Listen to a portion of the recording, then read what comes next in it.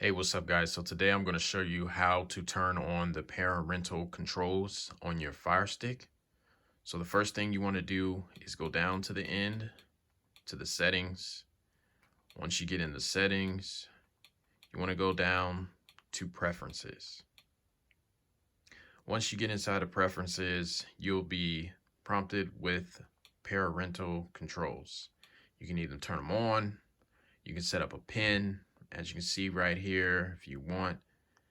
And then this will restrict the access of if you have kids, then they happen to purchase anything with your Fire Stick.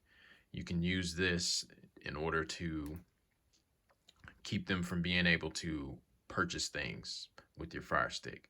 So right here, you'll be prompted to enter in a password.